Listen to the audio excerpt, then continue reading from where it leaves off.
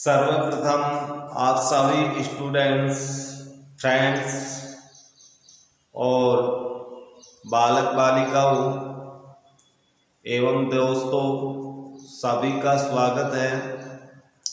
लेकिन आज मैं पढ़ाने से पूर्व आप लोगों को एक सुझाव देना चाहूँगा।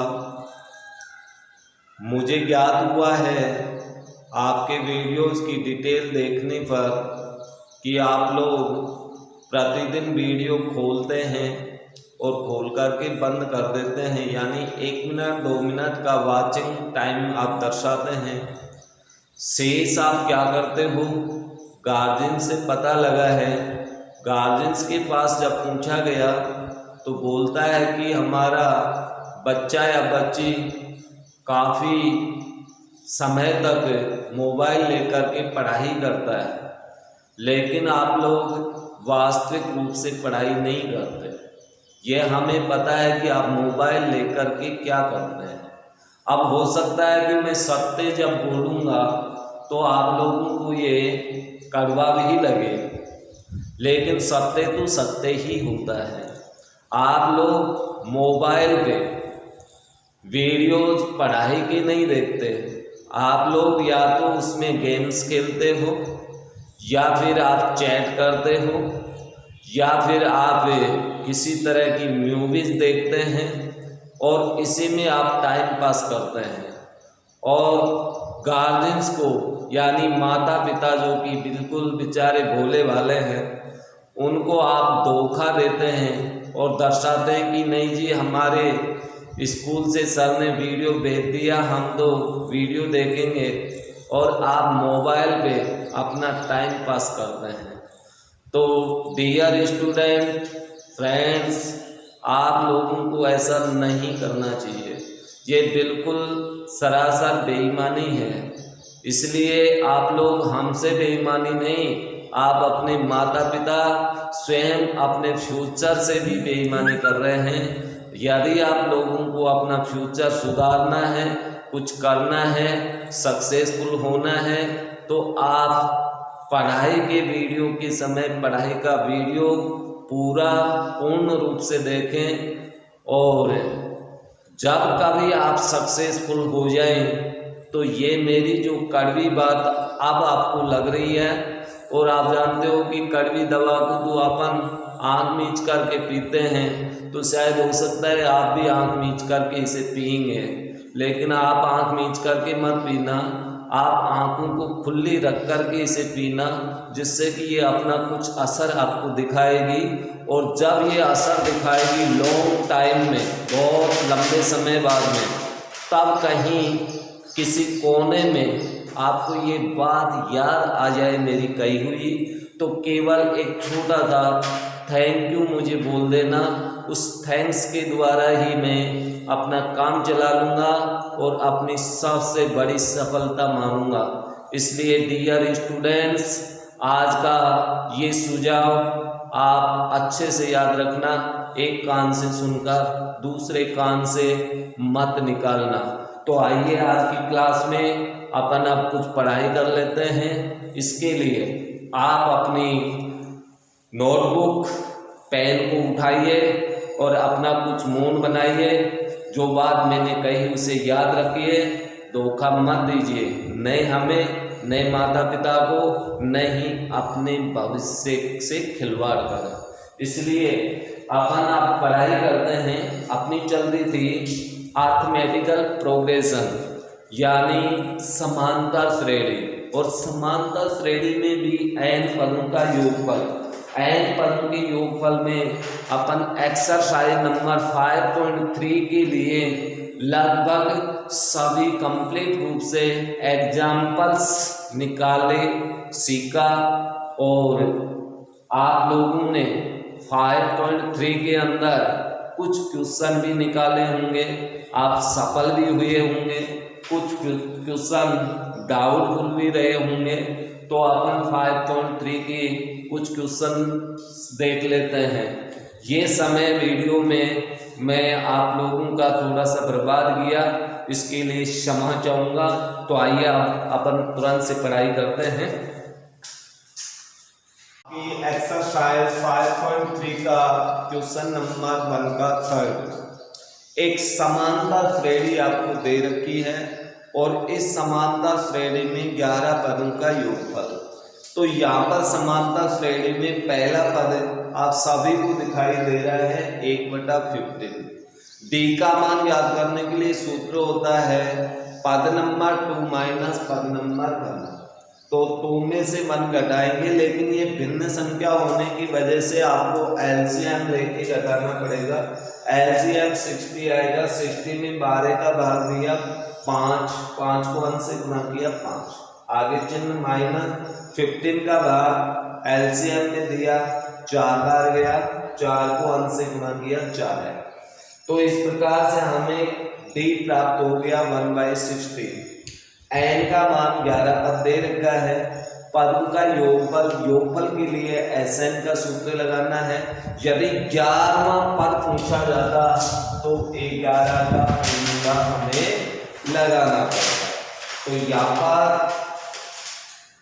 आप लोग इस सूत्र में मान रखो S11 मीन्स 11 पदों का योग बाई 2 इंटू ए का मान 1/15 प्लस एन का मान 11 माइनस 1 गुणा 1/7। मान रखने के बाद 11/2 इसको मल्टीप्लाई करेंगे 2/15। यहाँ पर बचा अपने पास 10 बटा कितना आएगा 60। फिर लघुत्तम लीजिए आप 11/2। अंदर एलसीएम कितना आएगा, वैसे 0 से 0 काट भी सकते हैं आप, तो 0 से 0 काट देंगे तो एलसीएम आपके पास 30 आएगा। अब एलसीएम लेंगे तो 60 आएगा। तो यहाँ 60 एलसीएम ले लिया, 15 का भाग दिया 4 बार, 4 को 2 से मल्टीप्लाई करेंगे 8 प्लस 60 का भाग 60 में लेंगे 1 बार, 1 को 10 से गुणा किया 10। ये हमें प्राप्त हुआ। या फिर एसएन मीन्स S11 बराबर 11/2 गुणा, इनको जोड़ने पर अपने पास आएगा 18/60। ये भी संख्या अपने पास कटेगी। 6 का भाग इसमें 3 बार, इसमें 10 बार, यानी 33/20 11 पदों का योगफल होगा। ये अपना उत्तर हो गया। तो इस तरह से आप भिन्न संख्या में यदि एपी आती है तो इस प्रकार से आप ज्ञात करें। क्वेश्चन नंबर 2 पदों का योगफल ज्ञात करें। तो ये तो हमें पता है कि ये समांतर श्रेणी है और इस समांतर श्रेणी का पहला पद भी मालूम है, डी भी अपन निकाल सकते हैं। अंतिम पद लास्ट वाला पद भी तो आपको दे रखा है, लेकिन इसमें कुल कितने पद हैं ये हमें मालूम नहीं है। तो सबसे पहले पदों की संख्या ज्ञात करनी पड़ेगी, उसके बाद ही योगफल होगा। योगफल के लिए एन का होना अति आवश्यक है और इस श्रेणी के अंदर एन आपको नहीं दे रखा है। तो सर्वप्रथम अपन यहाँ पर लिखेंगे, यहाँ दिए हुए मान a बराबर 7, डी का मान हम निकाल सकते हैं 10.5 माइनस 7, और 10.5 में से 7 घटाएंगे तो आपके पास शेष कितना बचेगा 3.5। 3.5 मीन्स आप इसे लिख सकते हैं 7/2 भिन्न में, या इसे को साधारण भिन्न में बदल के भी आप निकाल सकते हो। साधारण भिन्न में बदले 2 को 10 से मल्टीप्लाई करो 20 रे 21/2 माइनस 7, लघुत्तम 2 21 माइनस 14, शेष अपने पास बचा 7/2, और 7/2 का अर्थ होता है 3.5, ये हमें मालूम है। अंतिम पद को अपन एन लिखते हैं या एल लिखते हैं, इसका मान दिया हुआ 84, ये मान दिए हुए। जब अंतिम पद दे रखा है तो nवें पद के सूत्र से अपन n का मान ज्ञात कर सकते हैं। तो पहले इसमें सूत्र लगेगा nवें पद का और उसके बाद योगफल का सूत्र आप लगाएंगे n-1 इंटू डी। चलो मान रखो, इसका मान कितना 84, इसका मान 7 प्लस n मालूम नहीं है, डी का मान 3/7 मान रख दिया। अब इसके बाद में आगे अपन पक्षांतरण करते हैं। 84 बराबर 7 प्लस 7 से गुणा करो 7n-7/2 गुणा हो गया कोष्टक खोलने पर। अब इसके बाद इसे हल करें तो मैं इधर लिख देता हूं 84 7 प्लस, चलो इसका पूरे का एलसीएम ले लेता हूं या 7 को पक्षांतरण कर दो -7 7n-7/2। 84 में 7 घटाओ 77, 7n-7/2, 2 को पक्षांतरण करो तो इसमें गुणा में आ जाएगा 77 गुणा 2 इक्वल 7n-7।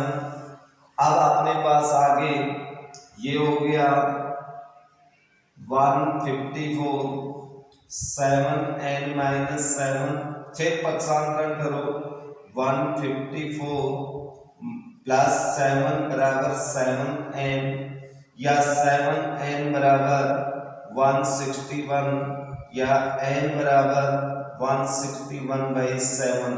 7 का भाग देने पर हमें प्राप्त होगा 2 3, यानी 16 में भाग दिया 2 बार गया, 2 से 21 में भाग दिया 23, n का मान 23, अर्थात इस श्रेणी में यहां तक के कुल पद 23 हैं। 23वें पद का मान 84 है। तो इन सभी पदों का योगफल ज्ञात कीजिए। अब हमें योगफल का सूत्र लगाना है, तो n का मान ज्ञात करने के बाद में ही योगफल का सूत्र लगेगा। इसमें n का मान 23 है, इसलिए Sn बराबर आप n/2 ये वाला सूत्र लगा सकते हैं, क्योंकि पहला व अंतिम पद मालूम है। तो S 23 याद करना पड़ेगा, 23 पदों का योग 23/2 इंटू 1 का मान 7 अंतिम पद 84 या 23/2 गुणा ये हो गया 91, गुणा कीजिए 23 को 91 से करेंगे 23 एकम 23 आसत 2 23 नाम 207 और 2 आसिल 209 अपॉन 2 और 2 का भाग देंगे तो हमें योगफल प्राप्त हो जाएगा 1046/1/2 1046 सही 1/2 या 1046 आपका S23 होगा। सभी पदों का योगफल कितना होगा, तो ये आपका उत्तर होगा।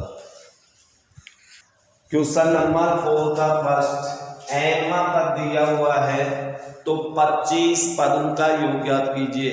25 पदों का जब अपन योग ज्ञात करेंगे तो उस श्रेणी के अंदर कुल पदों की संख्या भी 25 ही होगी, अर्थात उसका अंतिम पद 25वां होगा।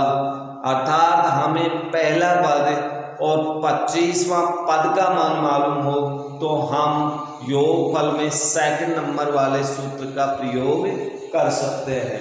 और यदि फर्स्ट पद n का मान और d का मान मालूम हो तो हम फर्स्ट नंबर वाले सूत्र का प्रयोग करेंगे। तो यहाँ पर देखिए n बराबर 1 रखने पर हमें पहला पद प्राप्त होगा a1 बराबर 3 + 4 × 1 = 7। पहला पद आ गया।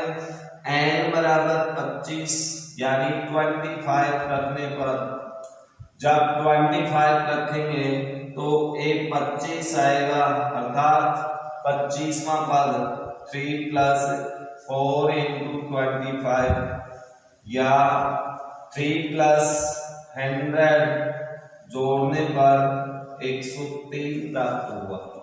इसलिए 25 पदों का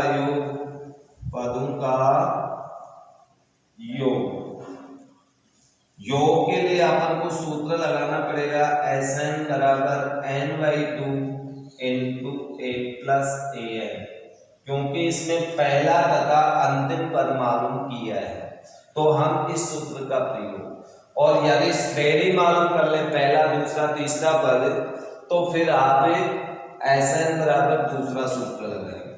तो S25 बराबर 25/2 × a मीन्स पहला पद देखिए 7 + an अंतिम पद का मान देखिए 103 तो हमें S25 पदों का योग प्राप्त हुआ। 25/2 7 को जोड़ने से हमें प्राप्त होगा 110 या 25 × 55 मल्टीप्लाई करें, 25 को 5 से मल्टीप्लाई करेंगे तो हमें प्राप्त होगा 125 हासिल 12, 125 और 12 कितने हुए 137।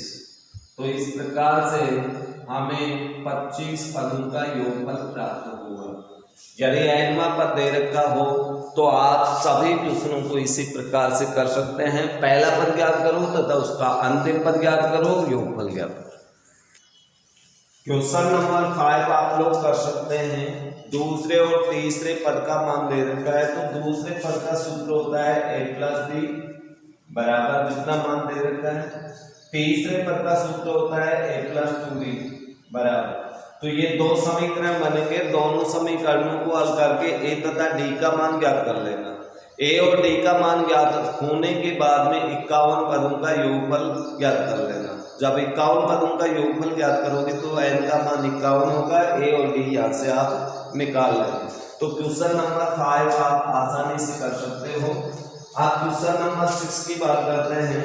क्वेश्चन नंबर 6 में आपको प्रथम पद दिया हुआ है 17 तथा अंतिम पद को अपन an भी लिखते हैं l भी लिखते हैं।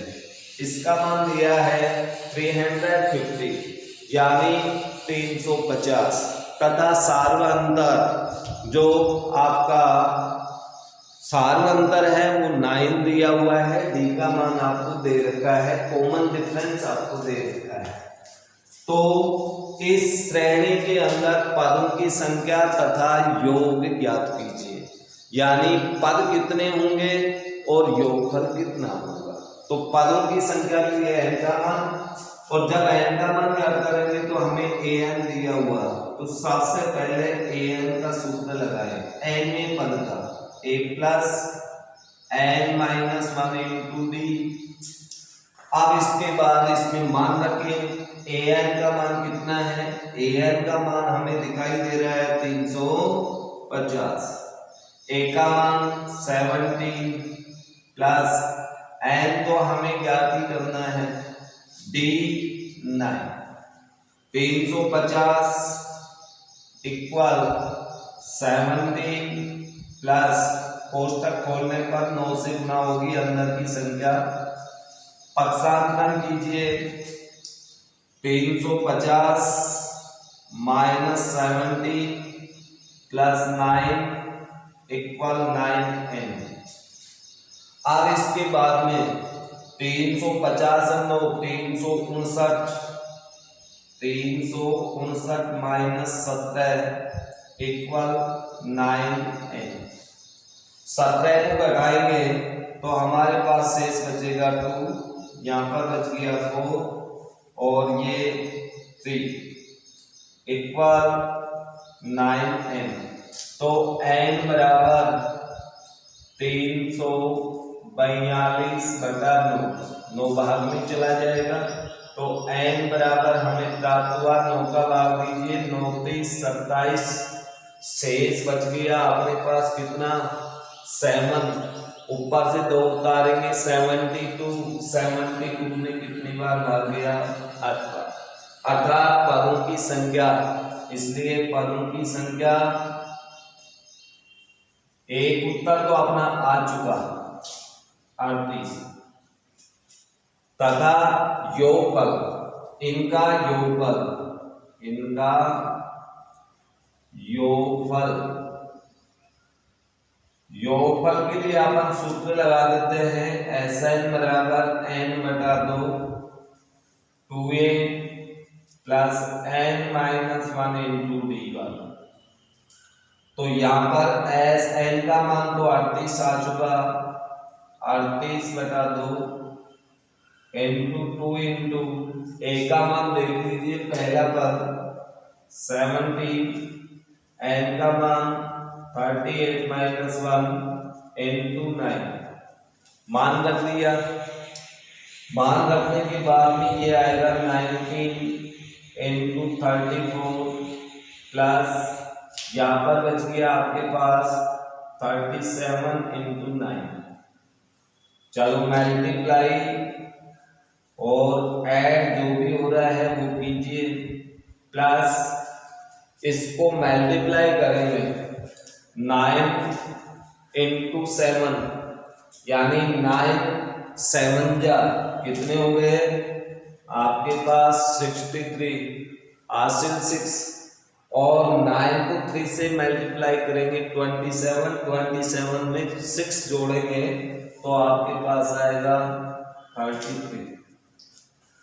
ऐड करने पर अपने पास 19 इंटू जोड़िए इनको 7 6 3, पुनः मल्टीप्लाई कीजिए 19 को 7 से, 19 7 133, हासिल 13, 19 चीका 114, 114 और 13 127, हासिल 12, 19 की 57 और ये जोड़ेंगे तो हमारे पास आ जाएगा 69, यानी कुल मिलाकर 6973 इन सभी पदों का योगफल होगा। क्वेश्चन नंबर 10, एक टीवी सेट निर्माता कंपनी ने तीसरे वर्ष में 600 टीवियों का उत्पादन किया और 7वें वर्ष में उसने 700 टीवियों का उत्पादन किया, अर्थात इसका अर्थ हुआ कि तीसरे पद का मान 600 है और 7वें पद का मान 700 दिया हुआ है। तो आप याद कीजिए, प्रथम वर्ष में उत्पादन, 10वें वर्ष में उत्पादन तथा 10 वर्षों में उत्पादन का योगफल या 7 वर्षों में उत्पादन का योगफल, 3 क्वेश्चंस आपसे पूछे गए हैं। तो यहाँ पर क्वेश्चन एक समानता श्रेणी का है। क्यों? क्योंकि लगातार कंपनी प्रतिवर्ष समान दर से टीवी सेट के उत्पादन में वृद्धि कर रही है, तो समान रूप से वृद्धि हो रही है तो वो होगी समानता श्रेणी। और जब ये समानता श्रेणी है तो आप यहाँ आंसर लिखेंगे तीसरा पद a + 2d, यानी तीसरे वर्ष में उत्पादन 600, इक्वेशन नंबर 1। दूसरा आपको दिया है 7 वर्षों में टीवी सेटों का उत्पादन, यानी 7वां पद, 7वें पद का सूत्र ये होता है 700। नंबर 2, दोनों को हल करने पर, घटाने पर, जब घटाएंगे तो नीचे वाले के चिन्ह बदलेंगे, ये तो कट गया, -4d बचा, यहाँ पर -100 बच गया, d बराबर माइनस से माइनस तो आपका कैंसिल हो जाएगा और d इक्वल आपको 25 प्राप्त होगा। d का मान आप इक्वेशन नंबर 1 में रख दो। d का मान समीकरण 1 में रखने पर, जब 1 में रख देंगे अपन तो हमें प्राप्त होगा a + 2 गुणा 25 = 600, या a + 50 इक्वल 600, या a बराबर पक्षांतरण करेंगे तो 550 प्राप्त हो जाएगा, क्योंकि 50 माइनस हो जाएगा तो 550 बचेगा। अब 550 a का मान, a मीन्स प्रथम वर्ष में उत्पादन, इसलिए आपका फर्स्ट आंसर आ गया प्रथम वर्ष में उत्पादन इक्वल 550 पीवी। अब हमें निकालना है सेकंड आंसर कौन सा, तीसरे वर्ष में उत्पादन। 10वें वर्ष में पूछा है, सॉरी तीसरे में नहीं, 10वें वर्ष में उत्पादन, 10वें वर्ष में उत्पादन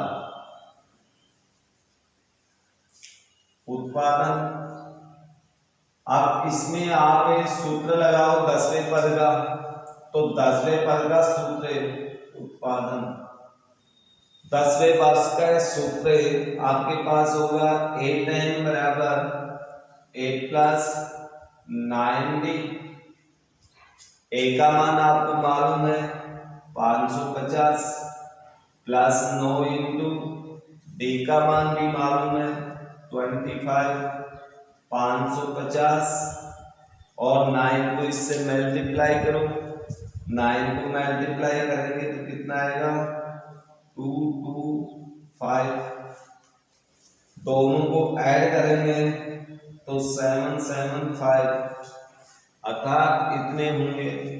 अब इसके बाद में तीसरा आंसर आपसे पूछा है 7 वर्षों में कुल उत्पादन, 7 वर्षों में कुल उत्पादन